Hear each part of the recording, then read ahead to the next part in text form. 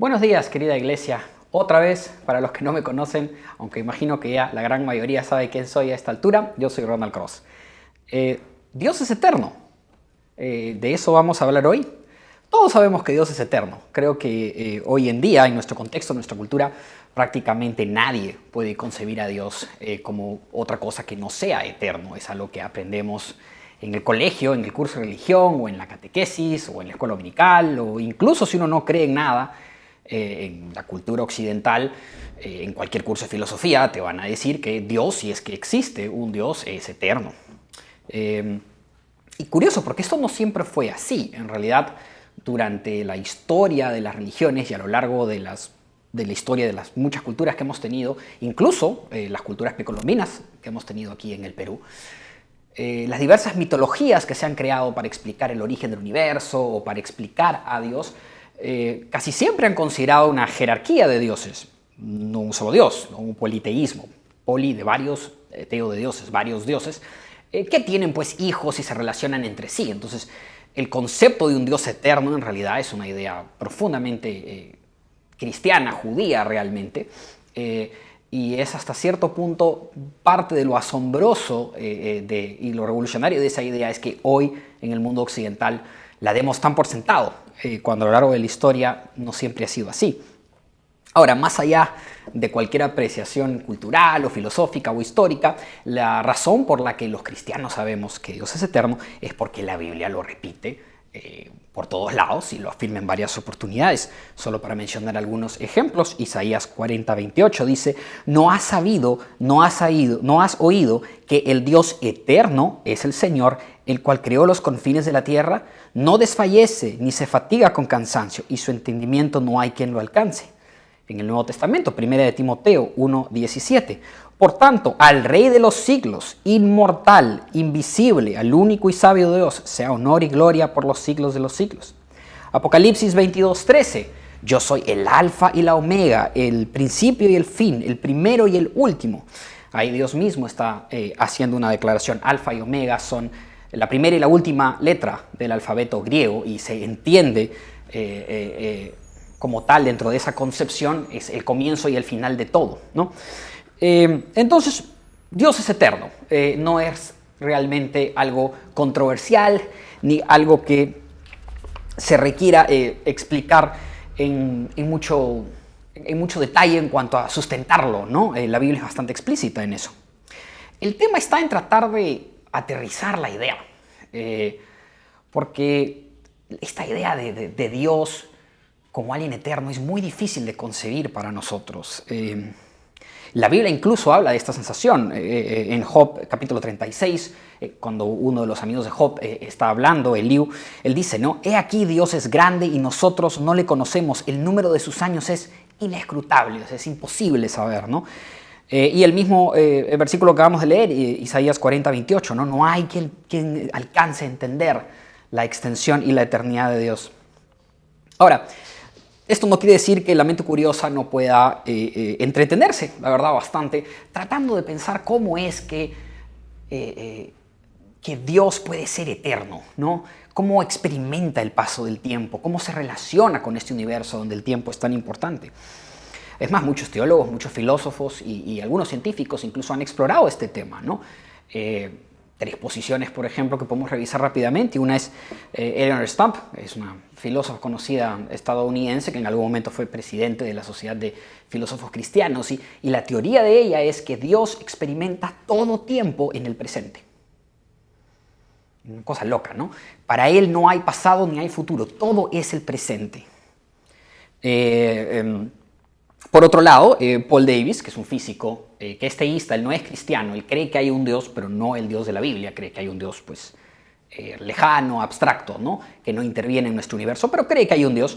Y en su opinión, ese Dios es atemporal. ¿Cómo que es atemporal? Está fuera completamente del tiempo, ¿no? Y la manera en que él lo explica es, dice, en que esto es consistente con lo que él ve en la física. Dice, ¿no? En la física, lo sabemos ahora, en función de lo que conocemos hoy, de que el tiempo no es más que una dimensión más de la física junto al espacio y tiene una fecha de creación. Antes de la gran explosión del origen del universo no había en su opinión, tiempo, y por lo tanto, como Dios precede a este evento y más bien lo genera, lo causa, entonces Dios está fuera del tiempo, es atemporal.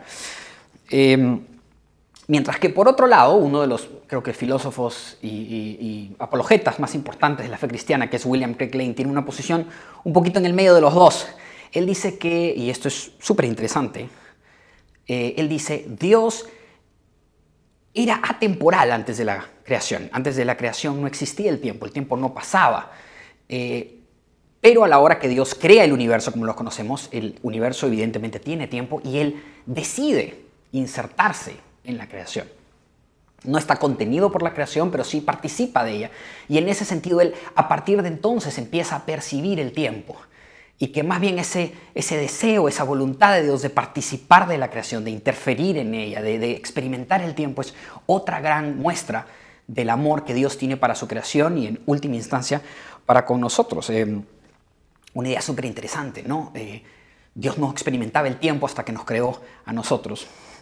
En fin, la realidad es que en última instancia, como la Biblia nos dice, como ya hemos visto en estos versículos, estas cosas son incognoscibles realmente para la mente humana.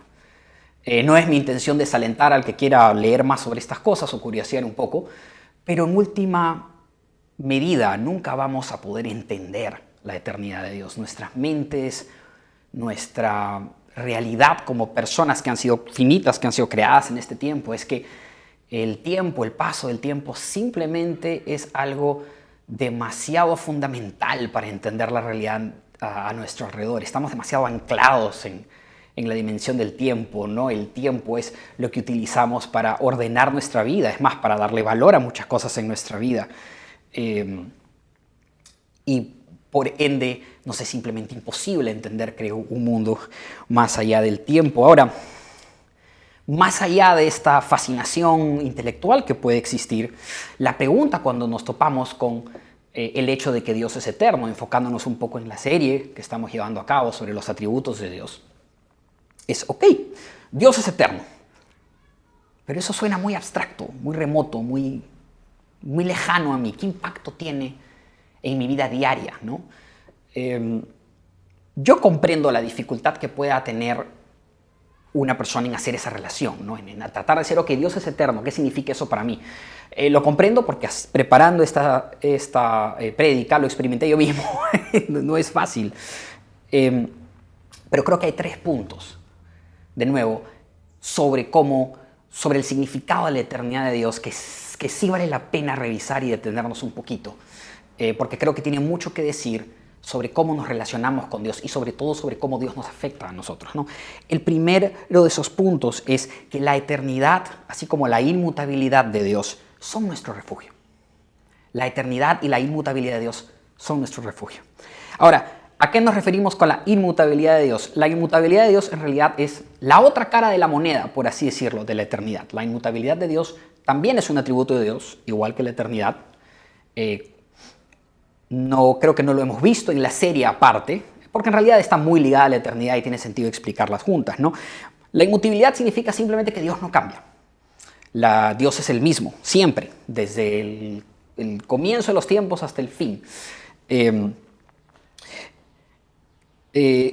Los filósofos dicen que mientras que la eternidad se refiere a la extensión del ser de Dios, la inmutabilidad se refiere al estado del mismo ser. Sabemos que Dios es inmutable, de nuevo, así como sabemos que Dios es eterno, porque la Biblia lo afirma. 3 versículos que puedo mencionar. En Malaquías 3:6, la Biblia dice, porque yo el Señor no cambio.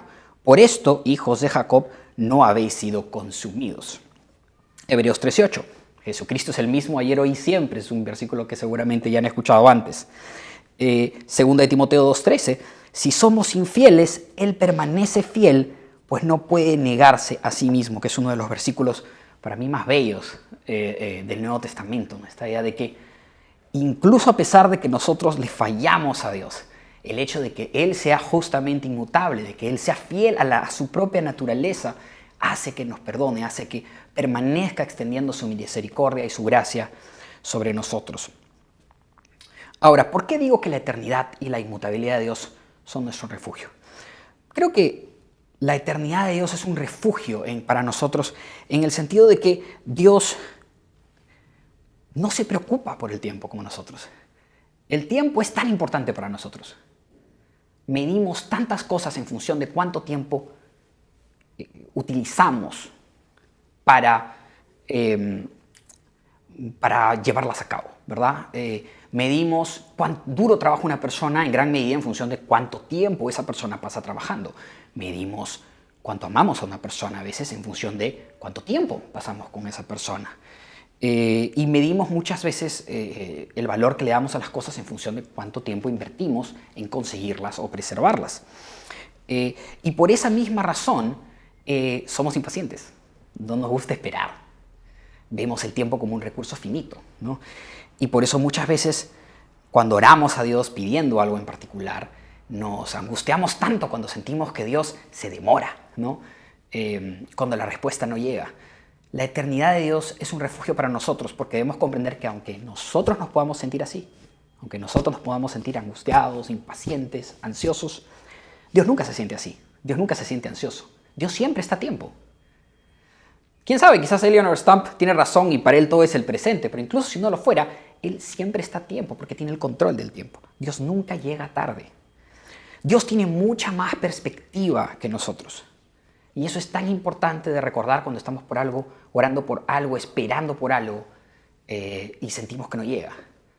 El tiempo de Dios es perfecto. La Biblia misma lo dice.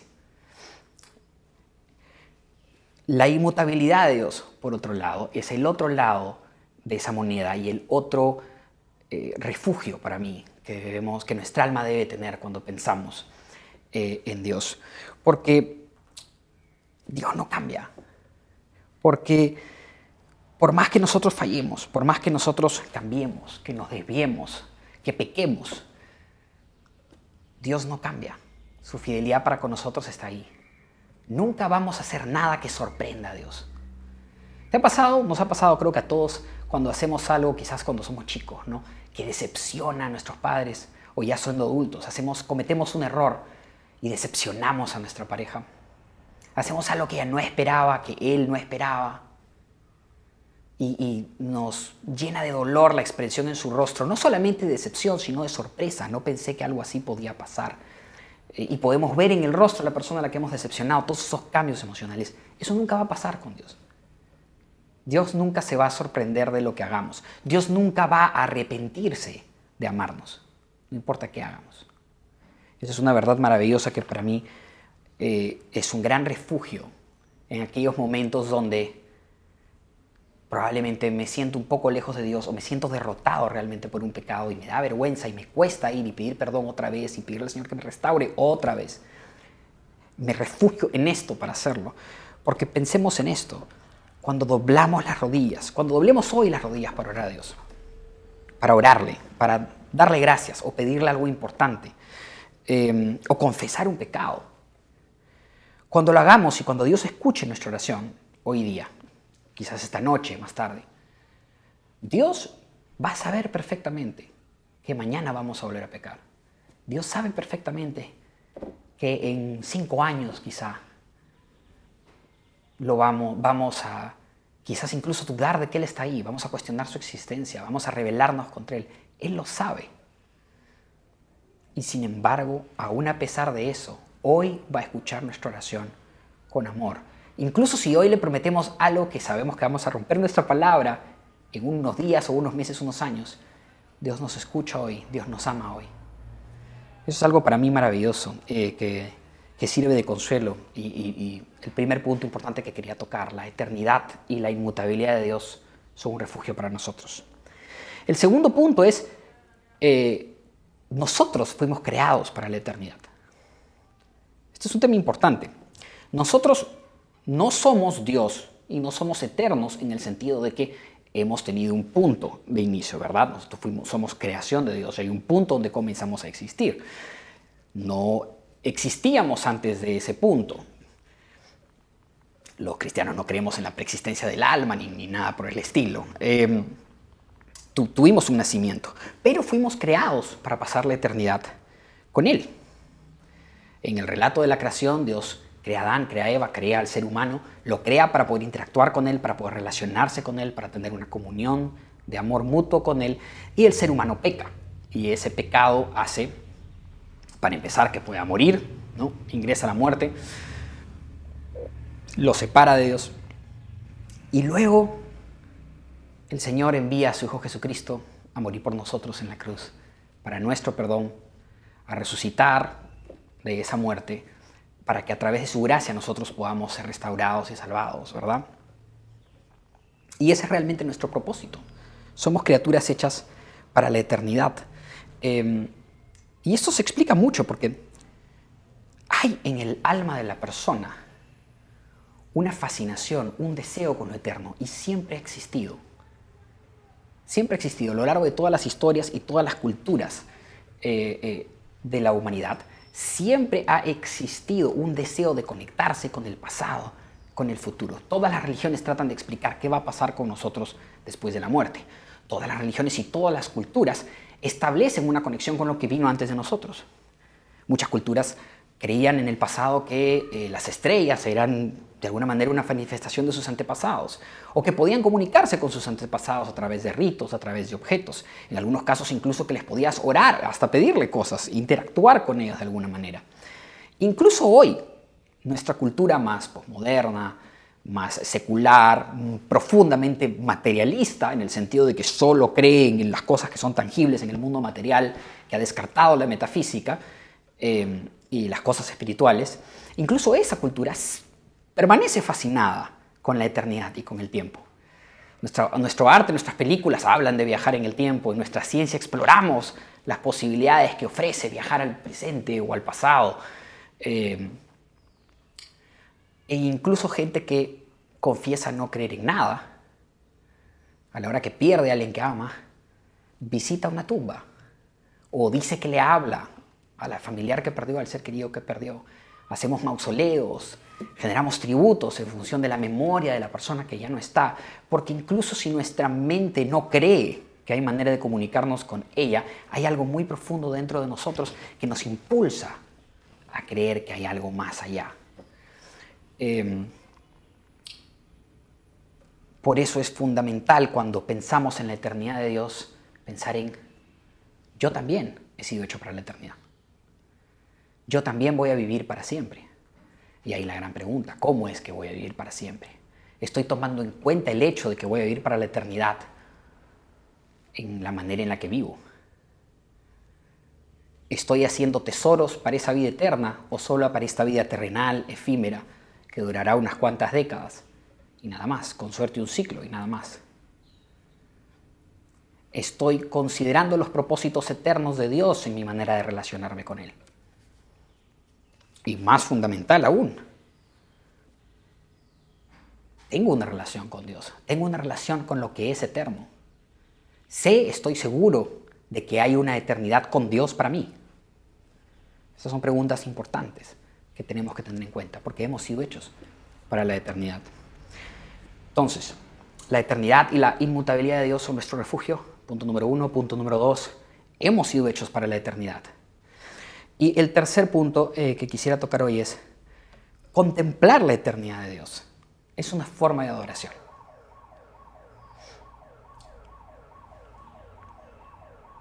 Para mí, pensar en que Dios es eterno me hace pensar en el genio creador de Dios. En apologética, que es esa rama de la teología que trata de demostrar, o más que demostrar porque eso es imposible, trata de dar razones para que las personas que no creen en Dios crean en Dios, trata de apuntar en dirección a la verdad de Dios a través de la filosofía, de las ciencias y demás. En la apologética se habla mucho de la capacidad para maravillarnos y de la importancia que tiene para poder tener y entrar en contacto con una relación con Dios, el hecho de que podamos ser capaces de maravillarnos de lo que Dios ha hecho.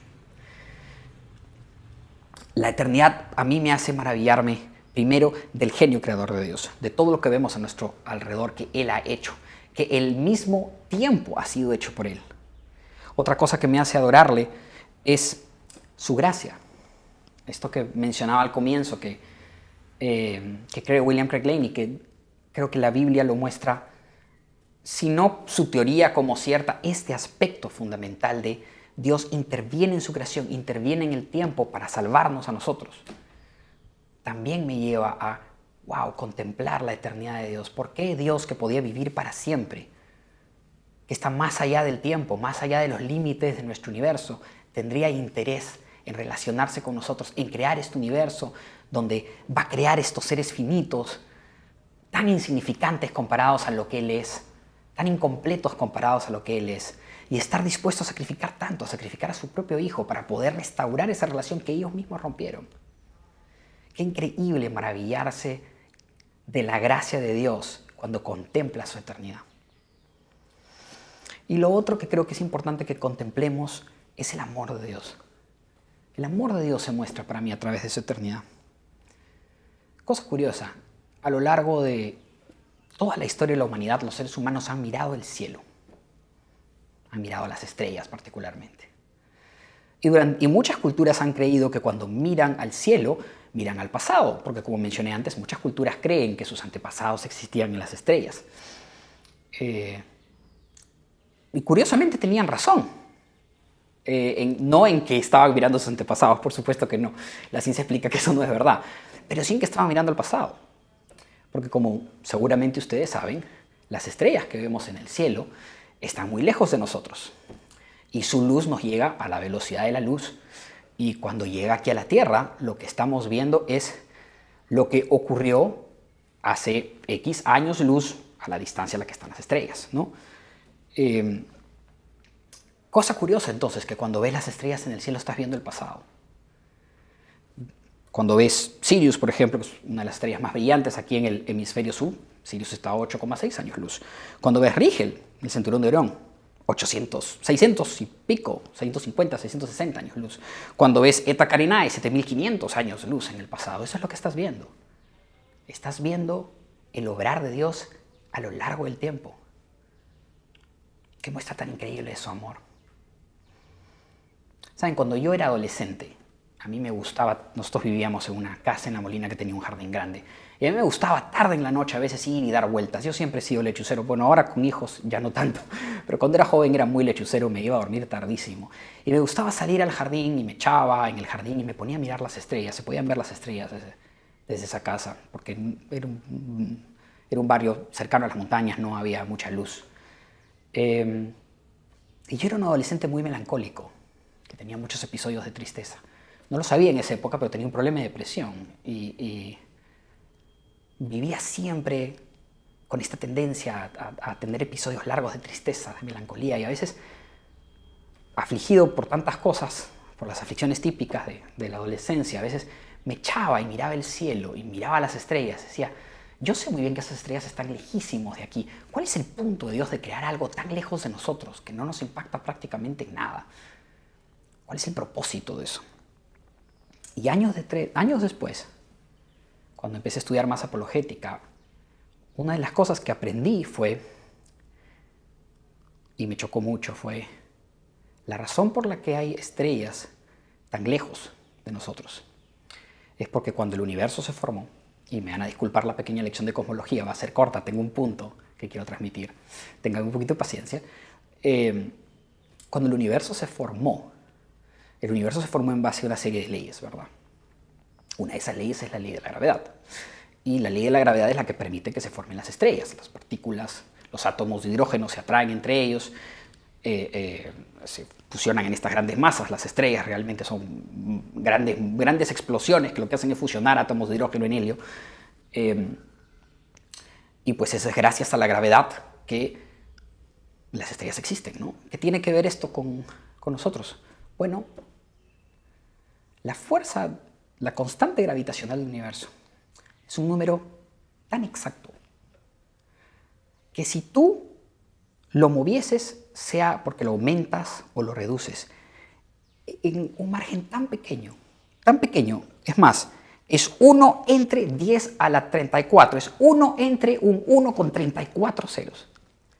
Poniéndolo en números que sean fáciles para nosotros visualizar. Si la fuerza de gravedad fuera así, apenas una fracción de 1% más fuerte, lo suficiente como para que tú peses apenas una billonésima de gramo más de la que pesas ahorita. Si fuese así, la gravedad sería tan fuerte que no podríamos tener estrellas, no podríamos tener planetas, no podríamos tener nada. La gravedad hubiera hecho que todo lo que existe en el universo colapse sobre el mismo punto y nunca hubiésemos tenido el universo como lo tenemos hoy. Si fuese un poquito menos, entonces la fuerza a la que el universo, la velocidad a la que el universo se expande, habría repartido la materia a lo largo del universo de forma tan lejana que tampoco habrías podido llegar a tener estrellas y materia. No existiría. Ese es el delicado balance del universo. ¿Por qué existen tantas estrellas en el universo? Existen tantas estrellas en el universo para que un adolescente inseguro y melancólico, cuando mire al cielo, se dé cuenta que Dios lo ama.